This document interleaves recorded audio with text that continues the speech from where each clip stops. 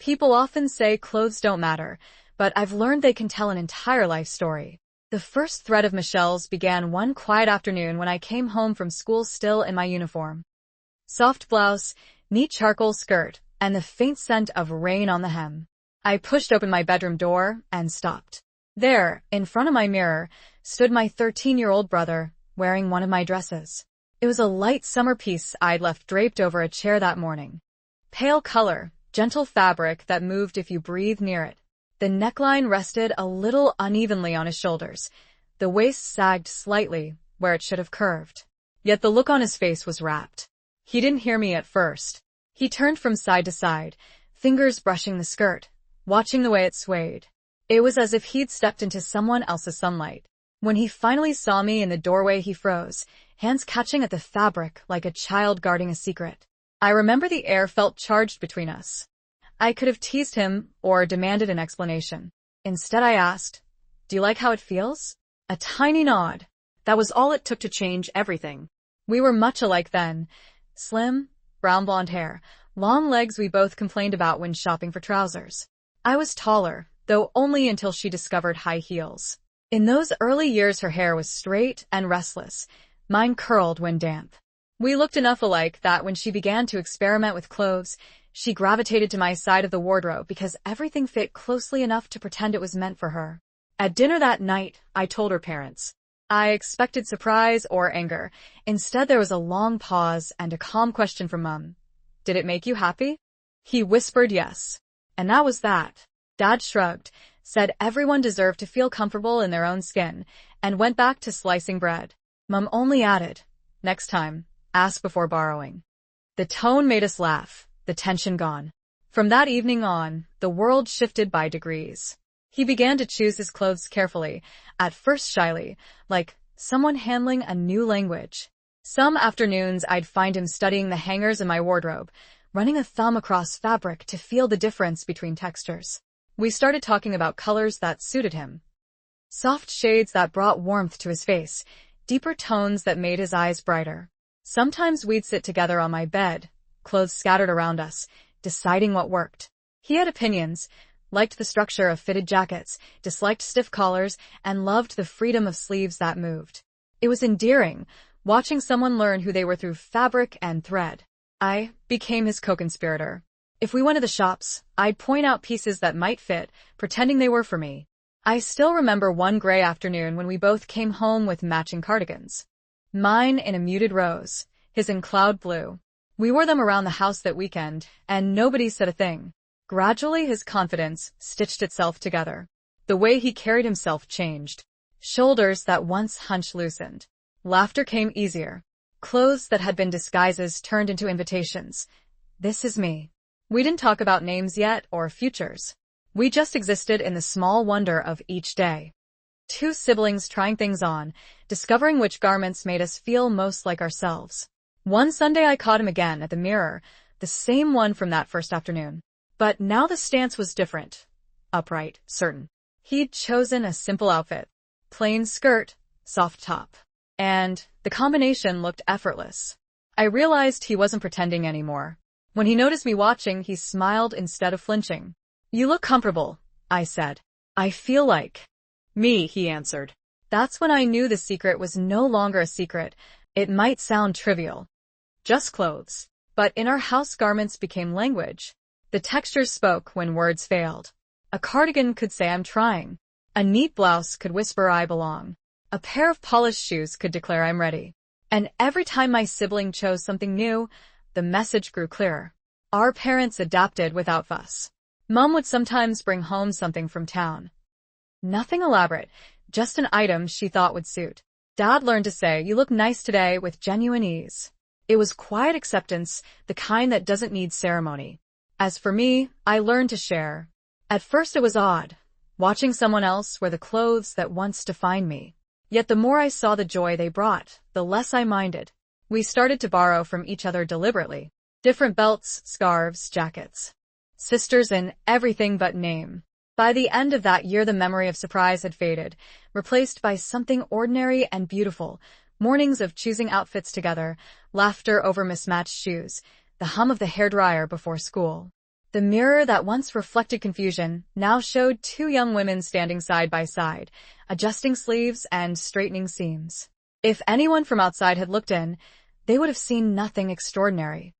Just two slim girls, one slightly taller, both laughing at the same small imperfection. But I knew better.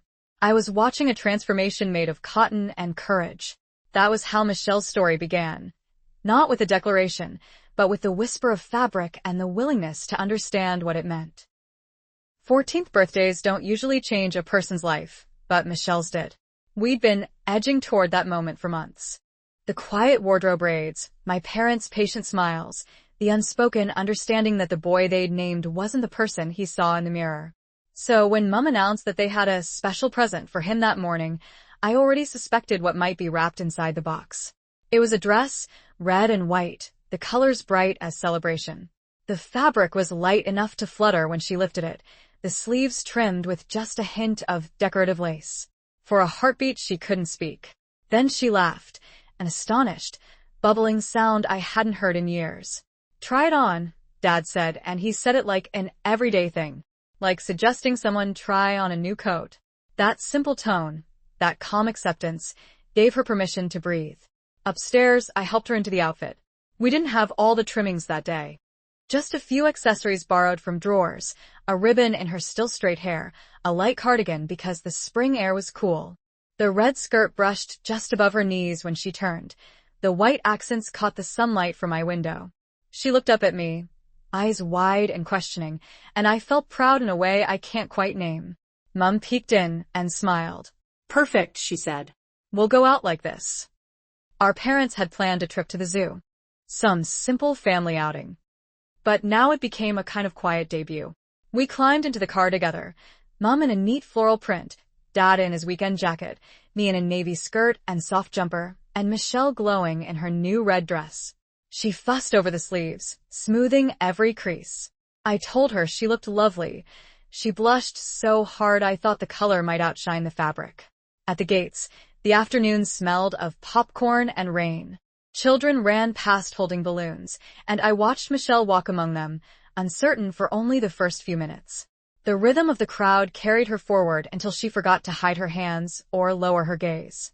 When a little girl pointed at her shoes and said, "I like those," Michelle's smile broke wide open. We rode the tram that circles the park, our reflections passing through the glass. Mum's hat, Dad's grin, my darker hair beside her lighter curls. She kept tugging at the hem of her skirt whenever the wind caught it, but there was laughter in her movements, not fear. During lunch, she sat straighter than usual, elbows off the table, napkin folded neatly. The confidence was subtle, but there. I realized the red dress wasn't just clothing. It was a promise she was making to herself. When we got home that evening, she didn't want to take it off. She twirled once in the hallway, hair coming loose from its ribbon, and said, "I felt like I belonged out there." I could hear the wonder in her voice, the disbelief that it had all gone so smoothly. "You did belong," I told her. "You just hadn't noticed until today." That night she hung the dress carefully on her door, as if it were something sacred. I could see the gleam of it each time I passed her room. A little symbol of courage, catching the light. The days that followed stitched themselves around that dress. After school, she'd change out of her uniform and slip into softer, brighter clothes. Sometimes the red one. Sometimes something new that Mum had found on a sale rack. The house grew used to the sight. Michelle drifting through rooms in skirts that moved when she did, always tidy, always deliberate. Our parents' calm made everything easier. Dad never stumbled over pronouns. Mum started using she before either of us realized it. They treated her clothing as a simple fact, no more remarkable than the weather. That steadiness built a kind of quiet wall around us, keeping out the noise of whatever others might think. At school, of course, she still dressed the way she always had. But the moment she came home, the transformation was immediate. Shoes left by the door, jacket exchanged for something soft, a quiet hum as she brushed her hair. The red dress made its appearance every weekend, pressed and waiting. Sometimes I'd watch her from the doorway while she adjusted a belt or turned to check her reflection. She was learning how fabric moves, how colors speak, how presentation can make the inside visible. And I thought, this is what growing up should look like. Someone finding joy in their own skin. A few weeks later, we went to town together. I wore a light sweater and denim skirt. She chose the red dress again, paired with a small bag slung across her shoulder. People glanced at us the way they glance at anyone. Quickly then away. Nothing dramatic, no double takes. That normalcy meant more than words. On the bus ride home, she leaned her head against the window and whispered, "Do you think I'll always feel this happy when I wear something new?" I smiled. "I hope so. It means you're still discovering yourself." She nodded, half asleep, the city lights sliding over her reflection. And I thought of that first afternoon in my bedroom, when fabric had been a secret. Now, it was a language we both spoke fluently. The red and white dress still hangs in her wardrobe even now. The lace has softened with age, and the color has lost a little of its brightness, but we'll never throw it away. It was the beginning. The first page of the story we were both learning to write. Whenever I see it, I remember the girl who stepped out into the world for the first time and realized that the simple act of wearing what she loved could change everything. The red and white dress didn't end up tucked away in a memory box. It became a starting line. From that birthday onward, Michelle began marking her afternoons with small acts of transformation, buttons, fabrics, colors. And each choice drew her a little farther from the boy she had once been. School still required uniforms, of course. We both wore them. Gray pleated skirts, white shirts that never stayed crisp past lunch, navy sweaters with the school crest stitched over the heart. She used to complain that the outfit made her feel invisible. Yet the moment we crossed the front step at home, she would vanish upstairs and re-emerge as herself. It was like watching a play begin. The clatter of hangers, the squeak of her wardrobe door, and then a rustle of fabric as she came down the stairs dressed for her own private stage. Some days she chose soft, flowing things. Pastel tops that moved when she walked, skirts that swirled at her knees. Other days she liked cleaner lines, fitted jackets over dark pleats, sleeves rolled just so. Her taste was already changing from borrowed to chosen. I'd usually be in something comfortable. Jeans, a loose blouse, my hair twisted up while I did homework. But when she appeared, the air of the house seemed to brighten. Mom might glance up from the kitchen table and smile. Dad, reading the paper, would only say, "Looks nice, love," the same way he'd comment on the weather. That normality was the greatest gift they could have given her. By late afternoon, she and I would end up in my room, our unofficial dressing studio. We talked through outfits as though preparing for a magazine spread, which colors worked with her hair, which fabrics caught the light. She learned how texture changes a mood. Cotton meant comfort, satin meant celebration. I teased her that she'd someday need her own walk-in closet. She promised that when she got one, I'd still be allowed to borrow things. Sometimes friends stopped by after school. At first they didn't know what to think. They'd see Michelle in a neatly pressed skirt and patterned blouse, hair brushed smooth, a quiet smile that dared no one to challenge her. There were awkward pauses, a few uncertain jokes that fell flat.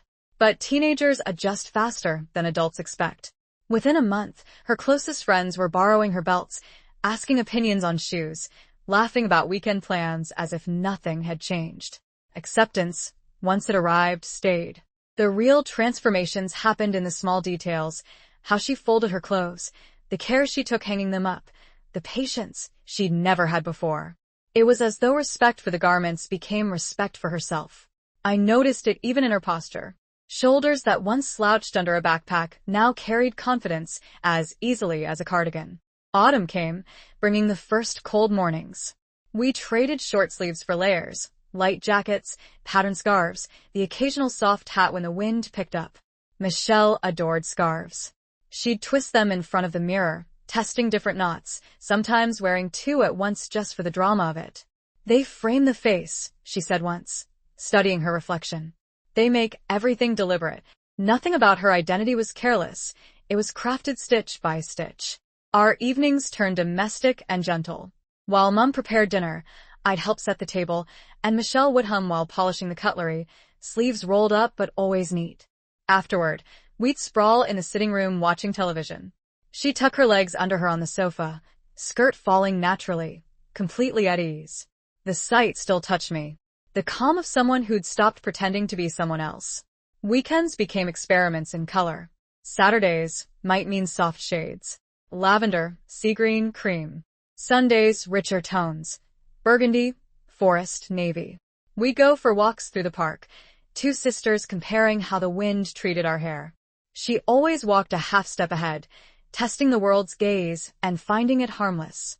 One Saturday in early winter, she appeared at my door wearing a simple gray dress layered with a cardigan the same blue as morning frost. "Do I look okay?" she asked. I looked at her properly, from the quiet poise of her stance to the way the sleeves hugged her wrists, and I said, "You look like yourself."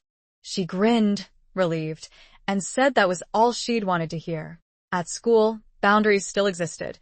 Uniforms couldn't bend to identity. Yet even there, something shifted. Teachers noticed she participated more, laughed more easily. Her friends included her in conversations without hesitation. When the final bell rang, I'd see her walking out of the gates with that familiar lightness. Knowing home waited, and home meant freedom. By spring our wardrobes were hopelessly entangled. She borrowed my cardigans. I borrowed her skirts. Mom began washing everything together and gave up guessing whose was whose. "You two have the same taste," she'd joke. And she was right. Michelle's style had evolved into something that mirrored mine, only brighter, more daring. Looking back, those afternoons formed the rhythm of her adolescence. They weren't dramatic. There were no declarations, no speeches. Just the simple act of changing clothes over and over until the person in the mirror matched the person inside. Sometimes I'd catch her standing before that mirror, smoothing fabric, eyes distant. I knew she wasn't admiring herself so much as measuring progress. Seeing how far she'd come from the shy figure who once flinched when caught. I never interrupted. Some rituals deserve silence. If I close my eyes now, I can still picture the scene. Two girls in a small bedroom, one adjusting a hem, the other searching for the perfect pair of shoes, laughter spilling out between them. The radio hums, a window's open to let in evening air, and the scent of warm fabric and perfume fills the space. It was ordinary and extraordinary all at once. That was how Michelle grew. Through afternoons stitched together by cotton, courage, and companionship. Each outfit became a sentence in the story she was writing about herself. And I, the older sister with the shared wardrobe, had the privilege of reading it first. Don't stop now. See what happens next. Subscribe for more every week. Hit the bell and stay part of the story.